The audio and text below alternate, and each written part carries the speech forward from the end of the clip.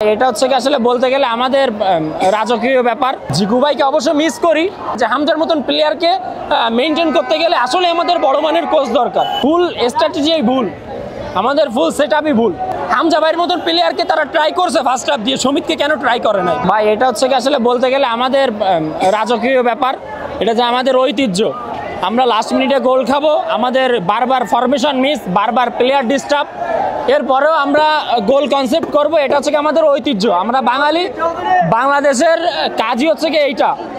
দর্শকরা বুক ভরা আশা নিয়ে আসবে, প্রথমে বলবে যে হ্যাঁ আমরা অবশ্যই জিতবো, আমরা জিতার মতন মুভমেন্ট তৈরি করব। জিতার মতন মুভমেন্ট তৈরি করার পরেও আমরা ব্যর্থতা নিয়ে ফেরত যাবো।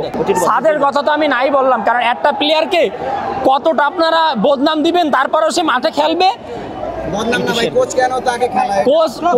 কোচের তো সেল এসে আমার যা মনে হয় সাদ হচ্ছে কি তার সেলে অটো চয়েস।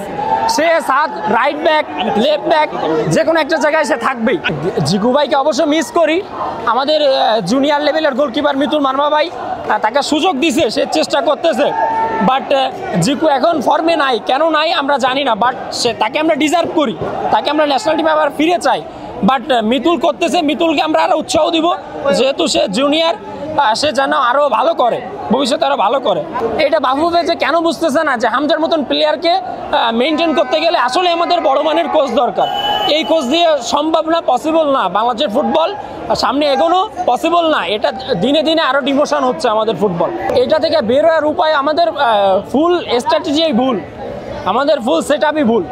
আমরা প্রথম থেকে শুরু করি ভুল, মাঝখানে ঠিক হয়, আবার লাস্টে মানে শেষ করিও ভুল দিয়ে। মানে বললাম না, এটা আমাদের ঐতিহ্য হয়ে গেছে। আমরা আসবো, খেলা দেখতে আসবো, দর্শকরা বুক ভরা ভালোবাসা নিয়ে, ম্যাচ শেষে আমরা বুক ভরা দুঃখ নিয়ে বাসায় ফেরত যাব। সমিতকে এটা আর কি বলবো, মানে এখন সমিতকে বলার আর কোনো ইয়ে নাই।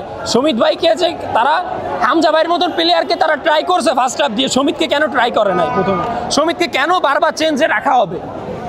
বারবার প্রথমে আমরা গোল কনসেপ্ট করব, করে সেই গোল আমরা রিকভারি করছি, করার পরেও আমরা সেই ম্যাচ হেরে বাসায় যাচ্ছি আজকে। মানে এটা আসলে বলা না, এটা প্রীতি ম্যাচ হোক আর যেই ম্যাচই হোক, এটা তো আমাদের একটা ভালোবাসা। ফুটবল আমাদের একটা মানে সফট কর্নার, এটা নিয়ে বারবার তারা ছেলে খেলা করতেছে। এটা বাবু ভাই এর সাথে জড়িত। কেন করতেছে এইগুলো তারা?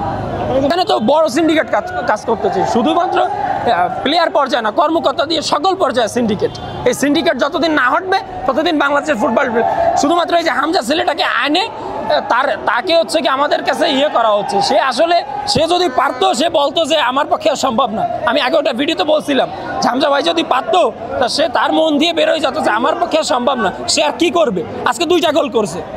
একটা বাংলাদেশের প্লেয়ার যে কিনা যে কয় ম্যাচ খেলছে তার থেকে তার স্কোর হয়ে গেছে। আর বাংলাদেশের ফুটবল আপনি লাইন আপ দেখেন যে তারা বিগত কয় বছরে কি করছে। বিগত একজন 70 ম্যাচ 60 ম্যাচ খেলে 1 গোল, সেই সব প্লেয়ার বেস্ট 11-এ খেলে এখন। এটা তো আসলে মানে বাইসাইকেল কিক যেমন হয়েছে তেমন আমার গলাটা ভেঙে গেছে। বুঝতে পারছেন যে কতটা মানে উল্লাস করছি আমরা। রোনালদো গোলের কথা মনে করলেও করার কিছু নাই, বাট হামজা ভাই বেস্ট।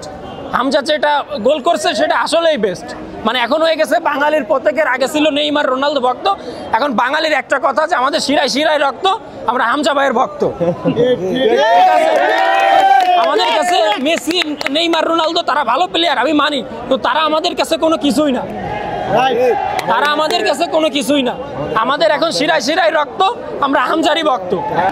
আমার মতে যখন আপনি দেখেন যে বিশ্বকাপের কথা চিন্তা করেন, মেসির জন্য তারা উজাড় করে দিছে, তবে হামজা ভাইয়ের জন্য তাদের উজাড় করে দেওয়া উচিত ছিল। কিন্তু তারা কি করে আমি ভাই বুঝি না।